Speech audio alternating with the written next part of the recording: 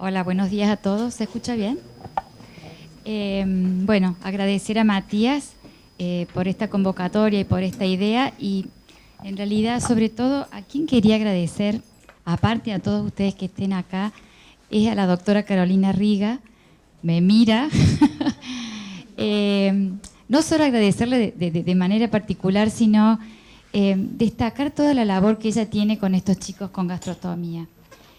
La conozco hace casi 19 años y quienes la conocen saben el esfuerzo, la dedicación, el empeño que pone con cada uno de estos chicos. De hecho, ustedes no saben, pero ella trabaja también para un centro de asistencia a niños con daño neurológico sin cobrar honorarios. Así que miren si no tiene recorrido. No me deja contarles eso. La que sigue acá. Bueno, un poco esto ya se habló, lo hago sintéticamente. Existe una estrecha relación entre el problema de la alimentación y el riesgo de nutrición o un riesgo de malnutrición. En la mayoría de los pacientes con parálisis cerebral, las necesidades nutricionales no es el problema, no es complejo poder hacer un requerimiento del aporte nutricional para estos chicos. El problema es de qué manera se lo voy a proporcionar a estas calorías que yo quiero dar. Es muy importante, esto también lo recalcó la doctora Riga, identificar precozmente a los pacientes en riesgo nutricional y pensar en una gastrostomía. Aceptar la gastrostomía es muy difícil para la familia y el entorno, y esto lo vemos cotidianamente en el consultorio, y debemos entender el tiempo que estas familias necesitan para decirnos sí. De hecho, hoy a la tarde tenemos pacientes que la tienen y otros que no, porque todavía no han tomado esta determinación. Indicaciones de la gastrostomía: incapacidad para ingerir por boca el 80%, esto ya se dijo, del requerimiento calórico, cuando el tiempo total de alimentación supera las 4 horas diarias. O sea, cuando yo necesito un periodo de 4 horas diarias para poder alimentar a este chico, estoy calculando un extra de problema con el niño y a su vez con la madre o la cuidadora. Pacientes menores a 2 años con crecimiento o ganancia de peso insuficiente por más de un mes. Esto es motivo para gastro. Pacientes mayores de 2 años con una pérdida de peso o ausencia de ganancia de peso por un periodo de 3 meses. Es decir, ¿cuánto esperamos estos chicos? Estoy hablando de pensar en una gastrostomía. No lo decido yo, como ya se habló en el equipo. Cuando el cambio de 2 canales de crecimiento en curvas de peso-edad, peso para la talla o los pliegues tricipitales menor al percentil 5 de manera persistente.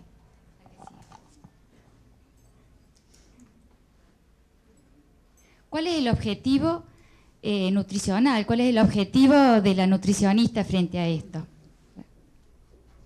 Mantener la función cardiorrespiratoria, mantener la función motora y cognitiva, favorecer la cicatrización, y esta mucho es la que decía el doctor Comelli cuando él mostró en una diapo, esto de una malnutrición no nos permitía una buena cicatrización al momento del botón, de la colocación del botón, y veíamos alrededor de este botón que no cicatrizaba. Esto muchas veces es porque no tenemos una buena alimentación.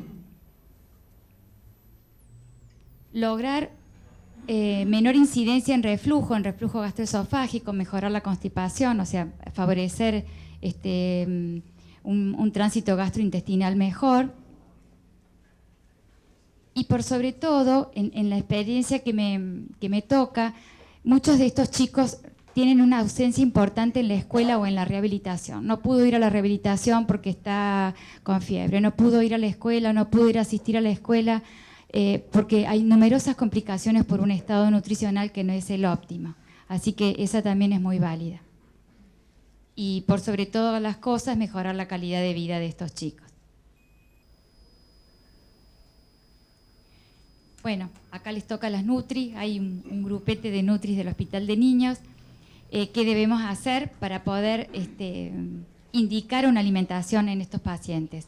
Primero, una anamnesis remota y actual.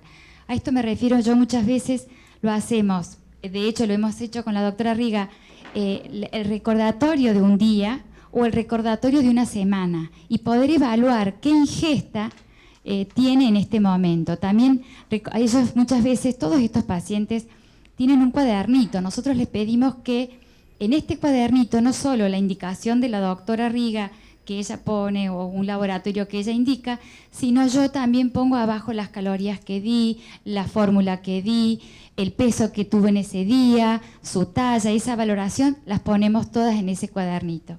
Y ese cuadernito también sirve para para ver el historial de la parte nutricional. Tomar un día de ejemplo de alimentación que me lo escriban en estos cuadernos. La que sigue. Evaluar la vía de alimentación. Bueno, esto obviamente es fundamental para ver si puede ser utilizada su boca, ¿no es cierto? Evaluar la ingesta, las calorías, nutrientes, líquidos. Esto todo lo hacemos a través de este pequeño recordatorio. Evaluar la deglución y duración del proceso de alimentación. Los trastornos motores, la presencia de reflujo, de tos, todas estas aparentemente parecieran pequeñas tonteras, pero cuando nosotros estamos frente al paciente, el paciente quiere tragar y empieza a toser. El paciente quiere tragar y tiene en su boca durante bastante tiempo el bolo alimenticio y no lo puede tragar. Entonces, todas estas pequeñas cosas que no son tan pequeñas son importantes que la nutricionista y el médico lo puedan evaluar. Precisar el uso de fármacos, hay interacción entre algunos fármacos con respecto a la alimentación.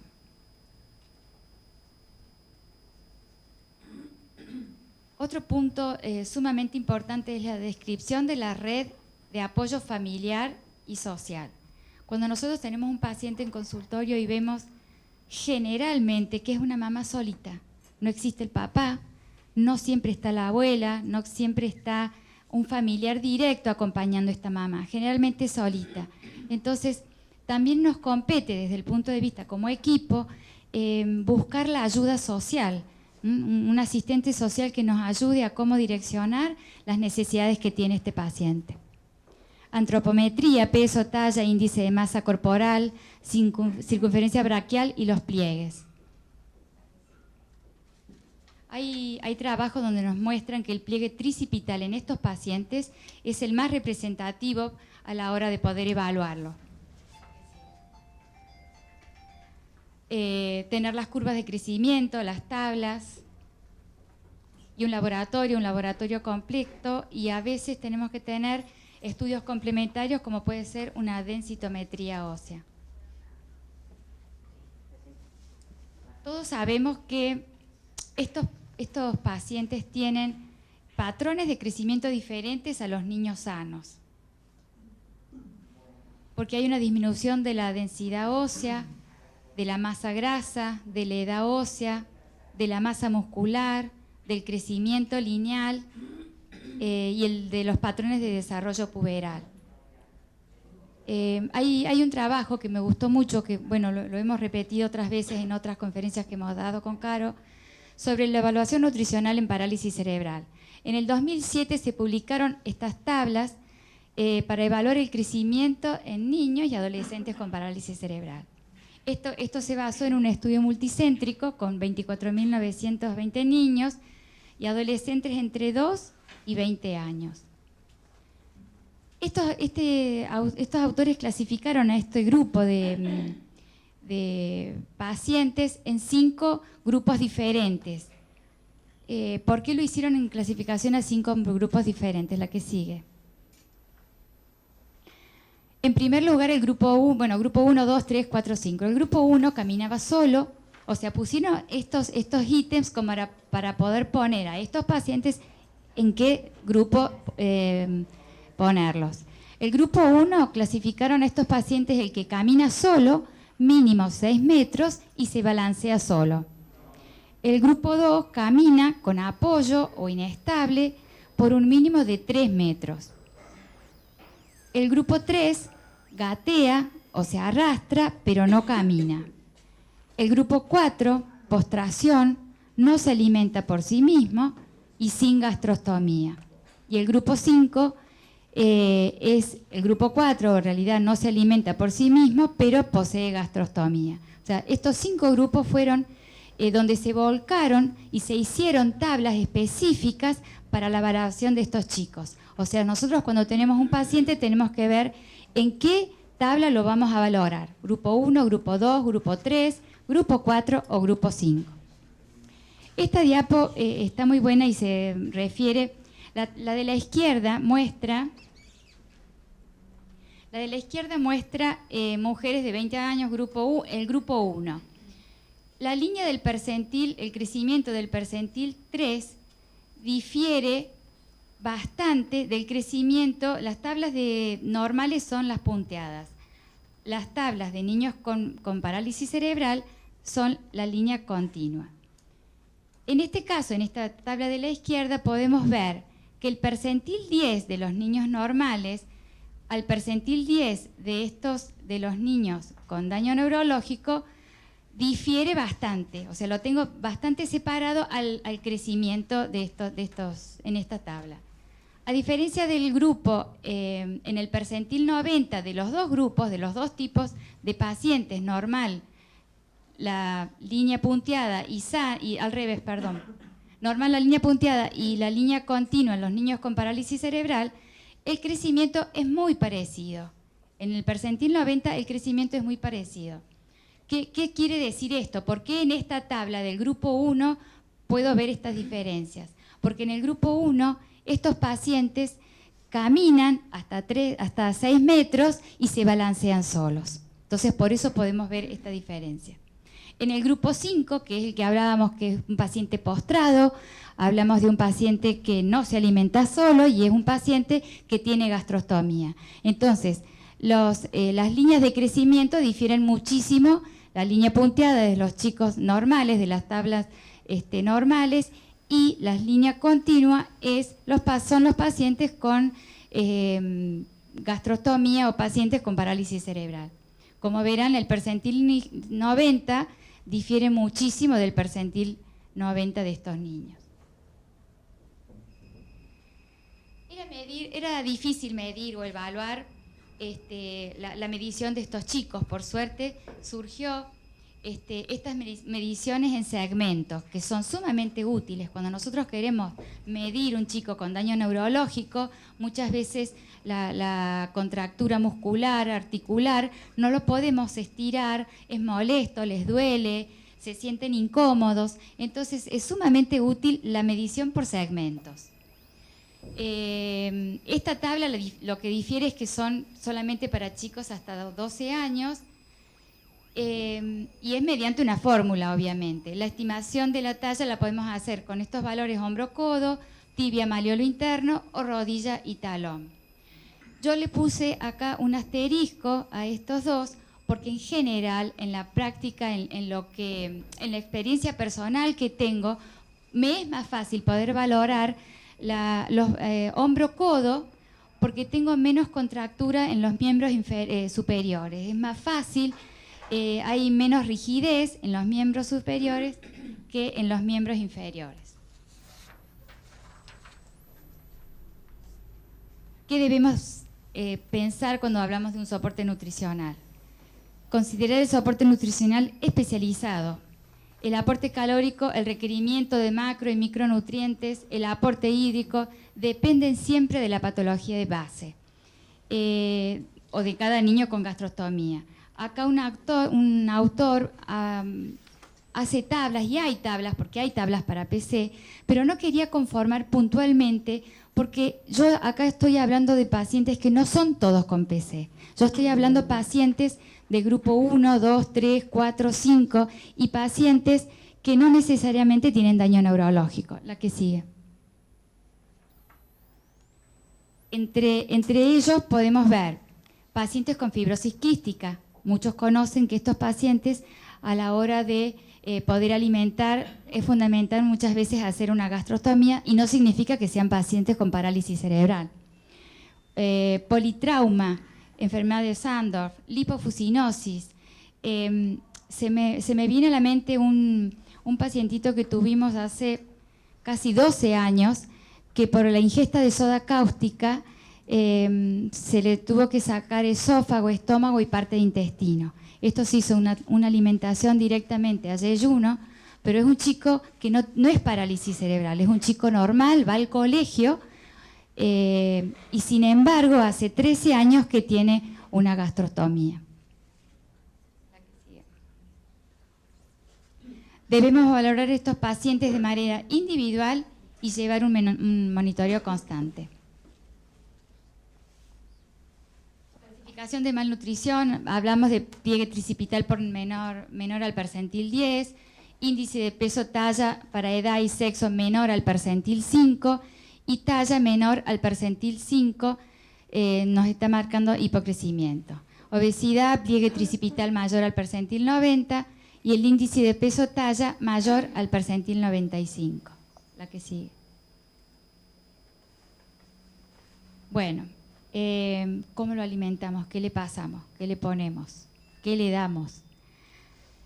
En los chicos chiquititos, normalmente menores de 1 año, las fórmulas son directamente las fórmulas que ellos tienen, que son las fórmulas de inicio o de continuación y siempre pensando enriquecidas con hierro. En los niños de 1 a 5 años, las fórmulas poliméricas, con o sin fibra, depende de la necesidad funcional que tenga este pacientito. ¿Qué son fórmulas poliméricas? Las fórmulas poliméricas son completas, con nutroterápicos, nosotros también las llamamos como nutroterápicos, porque tengo todo el aporte necesario de calorías, hidratos, proteínas, grasas, vitaminas, minerales, puesto en una misma fórmula. Estas fórmulas poliméricas pueden ser listas para colgar o pueden ser a preparar. Vienen en polvo y pueden ser a preparar. En los niños mayores de 5 años también tenemos las fórmulas poliméricas y en algunos casos utilizamos para adultos. Cuando no utilizamos para adultos en un niño menor con más de 5 años, cuando tengo un peso que es por debajo de la edad que tiene, ¿no? Siempre estamos contabilizando el valor de su peso más que el de la edad. Y en situaciones de mala absorción podemos utilizar hidrolizados o fórmulas elementales y en todos estos casos podemos utilizar polímeros de glucosa o ácidos grasos de cadena media o ácidos grasos de cadena larga que son para reforzar el aporte calórico. Conclusión. Los pacientes con enfermedad cerebral degenerativa presentan una enfermedad compleja que debe ser manejada por un equipo multidisciplinario. Y acá corrijo, de acuerdo a lo que escuché con el doctor Lazuri, interdisciplinario. La nutrición puede ser el foco de un dilema ético en aquellos casos en que constituye la única terapia que sostiene la vida de estos pacientes. En esta situación, la indicación de apoyo nutricional debe ser discutida por el equipo tratante, la familia y los cuidadores y la comunidad. Esto es mucho la experiencia que yo la tengo en el consultorio. Son pacientes que demoran a veces en decir, bueno, está bien, le vamos a hacer la gastrostomía. Y uno profesionalmente ve cómo se van deteriorando, cómo se van consumiendo, pero no somos nosotros quienes, como decía la doctora Riga, enojarnos con el paciente, retar a esa madre, porque necesitan el tiempo suficiente y esto tiene que ser hecho en equipo. Entonces, esto en amarillo que pongo abajo, la verdad, muchas veces nos cuesta pensarlo de esta manera porque estamos pensando en el niño, pero en realidad no podemos acelerar estas cosas. Bueno, eso es todo. Muchas gracias.